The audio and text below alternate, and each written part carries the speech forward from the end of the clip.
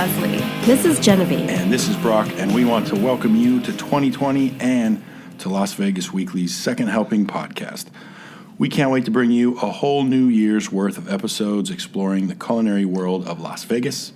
So thanks for joining us here and for reading all about local food and restaurants in Las Vegas Weekly magazine and at lasvegasweekly.com. So you're probably expecting us to talk about New Year's resolutions on this episode and how we're going to forego all the deliciously decadent food we're constantly surrounded by in Las Vegas. Well, we're not going to do that. What we are going to do, or at least what I'm planning to do, is exercise my own personal demons by talking about junk food and guilty pleasures. And since I'm betting I'm the guiltiest eater of the three of us, I bet I am. I don't think so. I'm going to go first with my confession. Are you ready for this? Yeah, let's go. No judging allowed. No judgment. My food addiction is definitely fried chicken. I'm not sure how this happened. I don't know where this came from. I didn't eat fried chicken very often as a kid, but it's a pretty serious issue now. I'll order a 3-piece from any fast food chicken joint drive-thru. I'll get wings from any sketchy video poker bar. I'll order chicken fingers at any franchise family restaurant, even though I know they're probably fresh out of the freezer. And I'll definitely stop on the way home and get a bunch of fried chicken from the deli at Albertsons and then proceed to eat it all by myself. I think it's the family pack, but I guess I'm my own family in this case. I'm picturing like grease all over your car and just on everything. I have eaten fried chicken in my car from Albertsons, absolutely. It's much easier to destroy the evidence if it never makes it home, you know. I think the fried chicken dish that I've probably had most, again, no judgment here, people, is the spicy chicken sandwich from Wendy's. And I know that's not one of the popular and buzzed about sandwiches in the recent chicken sandwich battle across the country, but I had that thing 5 days a week during my senior year of high school from a Wendy's that's still standing to this day on Cheyenne and Rainbow, and I'll still have one every now and then just for old time's sake. But I like to get it without mayo, and sometimes I put barbecue sauce on it. I don't know if that's allowed. I did just try the Popeye sandwich, which you mentioned last time, Leslie, on the show. Yeah. And it was really good. It was really big, too. It was more filling than I thought it was going to be. It really is. It's so affordable. Best bang for your buck. Yeah. But I feel like it needs more stuff on it. It was just, chicken and sauce and some pickles, I guess. I wanted like some lettuce or something crispy on there to set it off a little bit. The first time I had one, it had a ton of pickles on it. So I think I just really lucked out. And I did eat it on the way home in my car, and I finished it before I even got to my door. That's impressive. That's it. That's my fried chicken confession. I feel much better now. I'm guilt-free. Genevie, do you have a fast food or a junk food favorite that you're willing to confess to? Actually, I do. I admit I have a taco obsession, specifically fish tacos. And I'm not discriminating at all. Where it comes from. I will eat fish tacos from Del Taco every day, if I can. We don't have a lot of it here, but when I go to San Diego, I will visit all the roadside taco stands I can find. I will eat those suckers grilled, battered and fried, any which way. I will never, ever be tempted by a juicy burger if fish tacos are an option. It is true that we don't have a lot of fish taco places here, which makes sense because there's no ocean inside. Nope. But where do you stand on Rubio's? I don't love it as much as Del Taco. But I will go on Taco Tuesday because we're busy on Tuesdays and it's right across the street. Wait, hang on. So you prefer a Del Taco fish taco to a Rubio's fish taco? Yes. Wow. Yes, I do. All right. I mean, there's a variety of fish tacos at Rubio's. Right. Yeah. The salmon one there is not bad. Yeah, it's pretty good. I don't love their corn tortilla is what I don't love. Good point. Yeah. Del Taco, known for their authentic Yes. corn tortillas. But Del Taco love in this office. It's strong. I don't know what the deal is. Yep. We do love Del Taco here. Well, how about you, Leslie? Do you have any fast food or junk food favorites? Oh, honestly, I love sweets, cookies, chocolate, basically any kind of dessert. If there are snacks in my house, they are getting eaten. I can just like mow down Oreos like no problem. So I just don't buy them because they're just too tempting. Truth be told, there isn't a whole lot I don't like, and deep down, I kind of love almost all fast food. I just try to keep that a secret, and now it's out there. I have a knee-jerk aversion to most fast food now because I grew up on it, and when I eat it, I just end up feeling really guilty and bad about myself, but I totally cave from time to time, especially on road trips or when there's something new to try, which brings me to the biggest fast food trends of 2019. We already talked about the Popeyes chicken sandwich, and beyond that, there was a huge boom in plant-based proteins. So new age fake meat patties like the Impossible Burger and Beyond Meat Burger took chains across the country by storm, and I've been conducting my own unofficial taste test here in the Valley, despite the fact that I just said I try not to eat fast food often. I've tried most of the fake meat options offered in Vegas, and my favorite is definitely the Impossible Burger from Fatburger, and the Burger King Impossible Whopper is probably my second favorite, although I'm not going to like run out to go get one. There's one spot that I hadn't tried, and that was White Castle. So just before Christmas, Brock and I decided to hit up the White Castle in downtown Vegas and put the Impossible Burger to the ultimate slider test.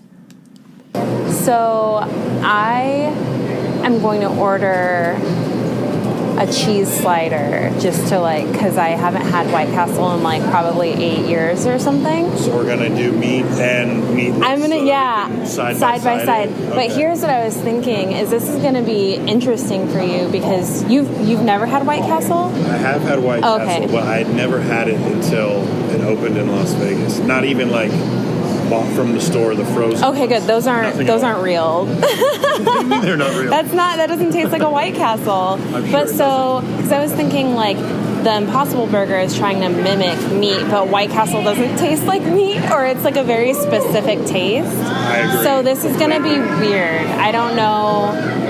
Yeah, I have no idea what's going to happen. But yeah, so I'm going to do the cheese slider next to an Impossible slider and see what happens.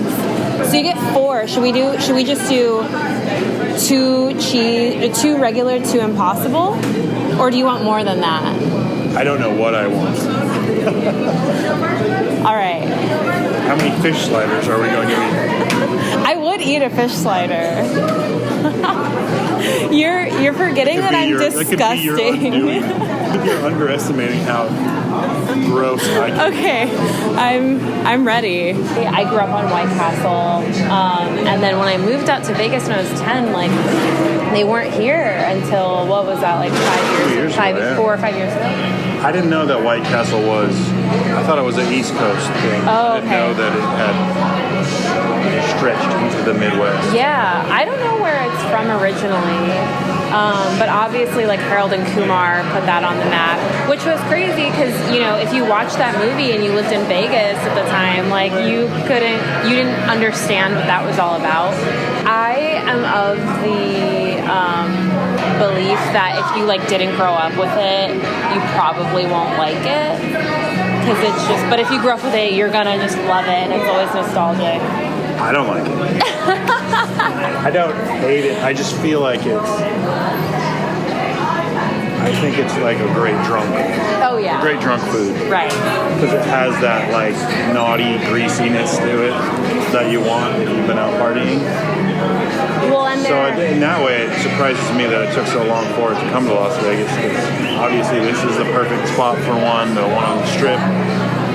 Right in the center of the Strip, yeah, pretty much. So that's a good. And that one used to have lines out the door for months when it opened. Yeah. So people love them. Obviously, I from what I remember, and like I said, it's been years. The last time I had one was at one of the foodie fests. It was a big deal that White Castle was coming here because it was before they opened, and. They're like mushy, right? There's like no substance to them whatsoever. And so, yeah, I just recall this like mushiness. and like the onions, I think, that are on them. I think I remember that. And you can eat one in like 2 seconds.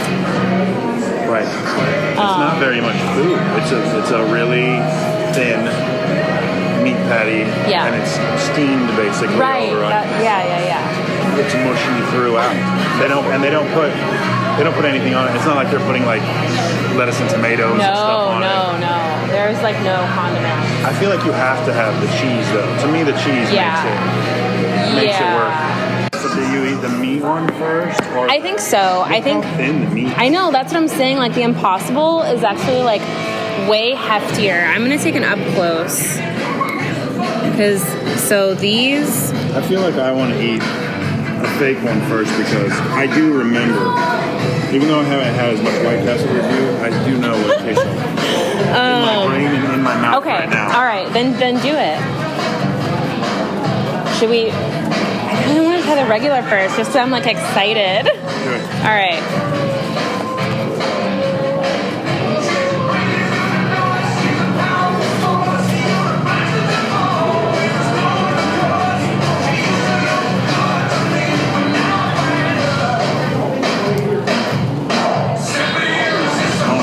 I might like this better than the regular one.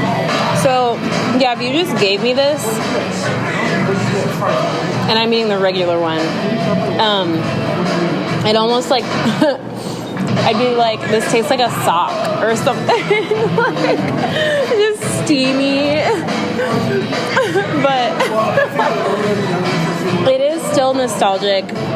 There's something about it it's gross, but it's good. And I forgot that pickle. That adds like the little bit of texture. Pickle is crucial. Yeah. So you like that? The Impossible? You know what's interesting is we were talking about how mushy they are. And I think that's probably one of the hardest things when they're making these meat substitute patties is texture. Like getting the texture right might be even more difficult than getting the flavor right. Right. But with White Castle, it's easier because they're already mushy or Right. soft.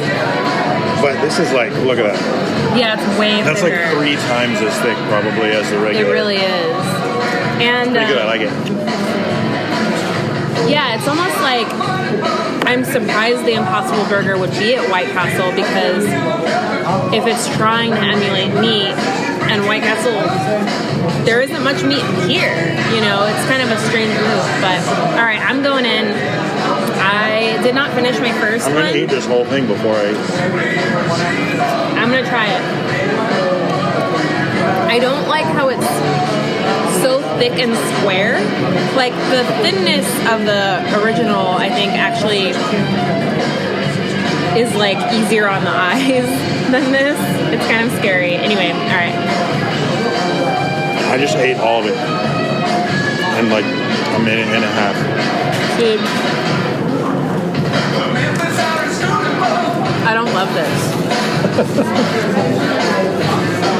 Which is weird because I actually like the Impossible Burger. I've eaten it at Fat Burger numerous times. I have even ordered just the patty by itself at Greens and Proteins.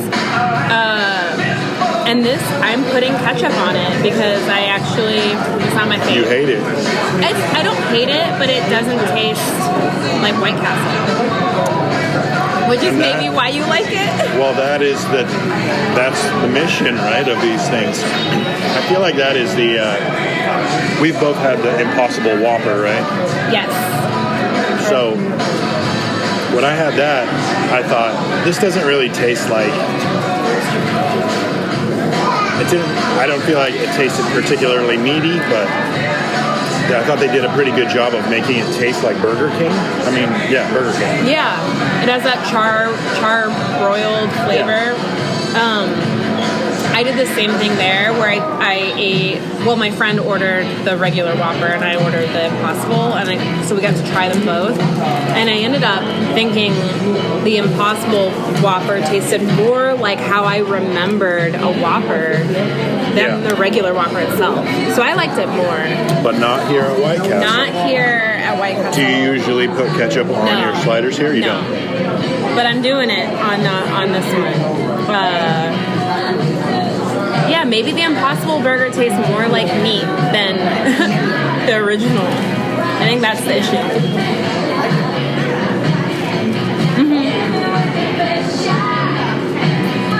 Yeah. I just took a bite of a regular cheese slider, and I agree with you. But I forgot about how much bread, the soft bread is really the defining characteristic of biting a White Castle slider. It is fluffy. It's super fluffy. You'll get some like crispy, maybe like kind of stale spots on the corner, but the bread is super soft. I'm not gonna eat and finish the Impossible. I don't like it. I am gonna finish this one though. The regular meat slider is better than I remember. In this context, maybe you've affected me with your nostalgia. I love a good story. You can't see me, but I basically just like fist pumped in the air. What's your record for how many sliders you've had in one sitting at White Castle? I mean, keep in mind, I was 10 when I moved here. So, so you weren't binging when you were a kid? No. And I've never had a drunken White Castle night. At least I hope not. That would be bad. I think probably max 4, but even that seems a lot. Like, they look really small, but they're pretty filling. Like, I think that bread is just, it's like a gut bomb, you know?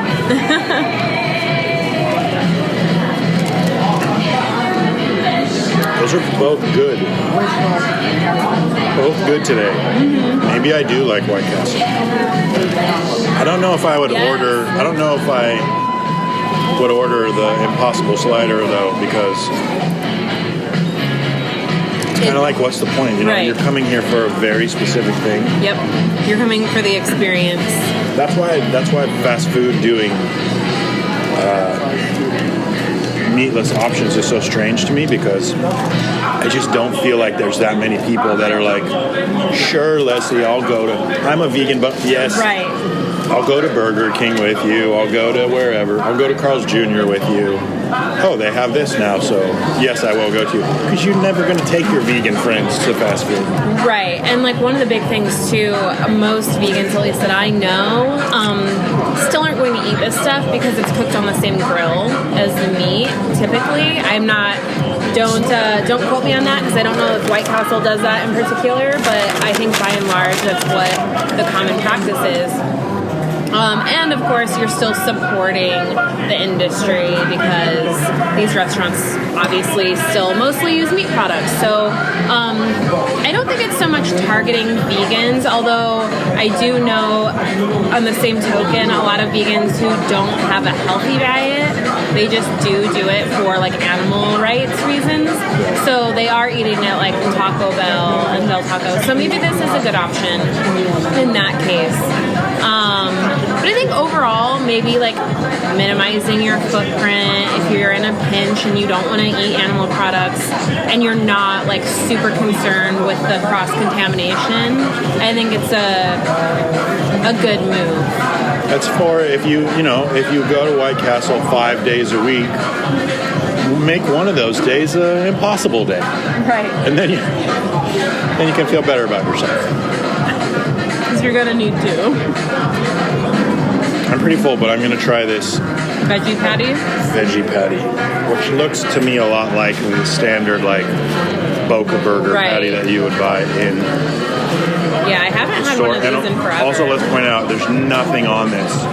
Yeah, it's pretty sad. Do we even want to bite this? No. It's exactly what you think it's going to be. Yeah, it's not good. Veggie burger patties need all the stuff. Mm-hmm. They need the ketchups and mustards and lettuce and tomatoes. Like, the patty itself, there's like actual visible vegetables in it, which I like.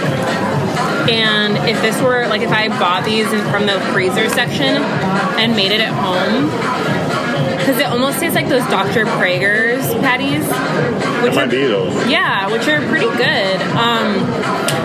So I don't hate the patty, but I hate the fact that, like you said, they don't put anything on it. If they dress this up with like an onion ring and some sauce, it would be pretty good.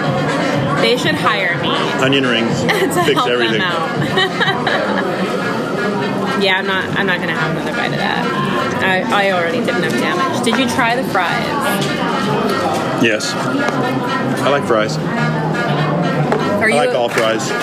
You're not partial to a crinkle cut versus like a shoestring? All fried potato styles have their own merits. True. They're all worthwhile. If I'm doing strictly fast food, crinkle cut is definitely my favorite. Is that another childhood thing? No, That's a Del Taco thing? Del Taco. I mean, I like in high school, I lived off Del Taco in high school. Like I think most Las Vegans in like the early 2000s did. So, yeah, I'm stuffed. Yeah. We still Getting have there, too. 2 burgers, 3 really. We're not going to eat these veggie ones, though. No. Wait, so you ate? I think the regular slider is the champion here. Yes. I think it is. I win. But that's a pretty good... I think this is probably the 3rd fake meat fast food experience I've had. It might be the best one. Wait. I think the Impossible White Castle slider I might like more than the fake Whopper. Really? And more than the... I had fake Del Taco. Didn't like that. No, I don't like the crumbles. Yeah. That doesn't... I've tried that at home, too. I bought that product, a couple different kinds, and have not had any success with it yet. You know what's really good? Little life hack. If you don't like the regular crumbles, we're talking vegan crumbles now, buy soy rizo. That's pretty good. It's so good. I've had that. I haven't tried to do it that way, but Yeah, it comes in just like a tube that like it's made to mimic the like casing of a sausage, but it's plastic. And yeah, you just like plop that bad boy into some, like taco seasonings and vegetables and onions, and you got yourself a meal. And there you have it. I made Brock a White Castle convert. That was really ridiculous. Thank you for tagging along with me, Brock. What about you, Genevie? Do you have any fake meat faves? I actually love the Impossible Burger. This isn't exactly fast food, but I had a really good one recently at the Black Tap at the Venetian. They just introduced some vegan and vegetarian options, and one of them is their classic cheeseburger, but made with the Impossible Burger. Maybe because I'm not a huge hamburger eater, but I couldn't tell the difference. The Impossible had the same texture, the same medium rare coloring. With all the condiments as the real one, it tastes just like the real meat counterpart. Also at home, I've been cooking Beyond Meat products quite a bit. And when this speaks to how much these meat substitutes have evolved, my 14-year-old son doesn't know he's not really eating meat, and I've never told him. Oh my God. I just tell him we're having burgers, and he's never once questioned it. Well, he knows now. He won't listen to this podcast, probably. Well, taking the meat-free route may take some of the guilt out of your guilty pleasure burger cravings, but you don't have to patronize one of those big corporate restaurant chains in order to get a super tasty vegan sandwich in Las Vegas. The vegan dining scene has been booming in recent years, and it seems like there's a different kind of plant-based restaurant experience opening up every month. One of the newest is called No Butcher, and it's the first vegan deli in Las Vegas. It's at the corner of Spring Mountain and Rainbow. I visited No Butcher recently to check it out and talk to the owners, Sebastian Muller and Alicia Ghilarducci, all about how they came up with their concept. I also devoured a really great vegan pulled pork sandwich, or rather the no pork sandwich, with a side of tasty potato salad made with veganese. So far, it's a big success. We had a grand opening weekend with 1,000 people here, They were wrapping around the building. We got a little nervous. Be careful what you wish for. We wished for a lot of people, and we got a lot of people, and we didn't terribly mess up that day. It was actually pretty smooth. We had a few soft openings before that, and Training paid off. Yes, we have great staff. They come from other vegan restaurants, and they know how to work, especially in a quick service environment. Sure. We're training to be not just high quality, but also fast, for the single reason that we also going to open our drive-thru pretty soon. And so the whole concept has to work for a fast-paced restaurant. How did you settle on this concept for your restaurant? Because obviously this is like the antithesis of what people would think a vegan restaurant would be. Well, there's a couple of reasons. First of all, it's very creative. We just like to play with our meats and cheeses, and especially Alicia is a very creative, is the more creative part of us, and likes to, whip up dishes every day, like new creations and sides and salads. So this is an outlet for our creativity on the one hand, and on the other hand, there's a strong demand. It just makes life so much easier for vegans to walk in, to know they don't have to read labels, and they get everything fresh, made from scratch, with a high quality. We have a lot of non-vegans actually too, and what they appreciate is this feeling of it's homemade. It's like my grandma maybe did it. One example is our potato salad. It's not really a vegan item. I mean, it has vegan mayonnaise in it, but a lot of people, vegans or not, just come here to enjoy something that's made from scratch. And a lot of the young people, to be honest, they don't really know how to cook anymore. They don't learn it, or they do Postmates and open boxes, and just something so fresh seems to be attractive for vegans and non-vegans. So when we look around, we normally have like half of the people only vegans, and the others are just friends, and we call them flexitarians or veg-curious people, and we just like to bring the people together. So if you're asking about the concept, I guess it's a mixture of the skills that we have built and the creativity, and then the demand, and also us being part of the vegan community. And if you look around, it's a place where we have a community table, so the idea is to bring a community together so that strangers might be able to talk to each other, and there's a lot of vegan activism going on. And are you more trying to replicate that for people who really are looking for an alternative for health reasons or whatever reasons? Or is it more about just making something that is delicious and fresh, and if it's close, that's good too? It's definitely the latter. We've both been vegan for a while now, so I don't know that I can really say if it tastes, how much it tastes like pulled pork. So it's going off of memory and definitely the satisfaction factor. And both of those things drive the menu for us. It's the things that we crave, that we are not happy with already being on the market, that we try to find something that satisfies the taste buds, and visually is easy. Getting it to taste is the part of it. And January is Vegan Dining Month, presented by Vegans Baby. It's called Veganuary, and everyone says I'm pronouncing it wrong, but I stand by it. A bunch of restaurants throughout the valley are participating, including Mott 32, Border Grill, Tacotarian, Firefly. Check out We Are Veganuary on Instagram for more information. If you live in Las Vegas and you listen to podcasts and you're interested in the local food scene, I'd be willing to bet you're also interested in local sports. The Las Vegas Sun has 3 different Vegas sports shows that you definitely need to follow. It all starts with the Vegas Golden podcast, where Justin Emerson and Case Kiefer are talking all hockey all the time and keeping you fully informed on the latest and greatest from the Vegas Golden Knights. I'm just as obsessed with the Knights as I am with fried chicken, so I listen every week, and you should too. The Rebel Room is the best UNLV sports podcast out there. Mike Ramala covers the Rebels for the Sun, and nobody does it better. And he's talking with Case and Ray Brewer about basketball, football, and everything else that matters from UNLV.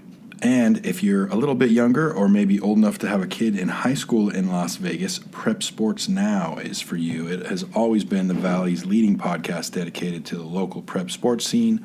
The guys on the Sun sports team are second to none across the board, and you can get the full local sports picture from all three of these shows. Just go to lasvegassun.com/podcasts or subscribe at Apple Podcasts.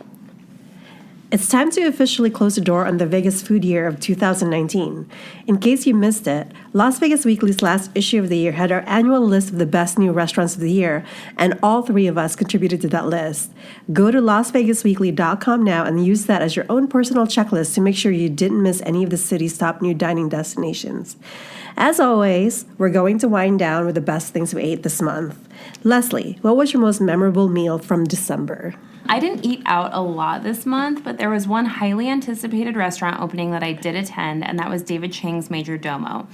The spicy margarita they served at the grand opening party was delicious, and I'm a big fan of the prime rib and mashed potatoes that they were serving as well. That reception mainly stuck to small bites, so I'm pretty curious as to what the rest of the offerings are and definitely need to head back to check it out. Well, I went to two really great dinners in December that's worthy of mentioning.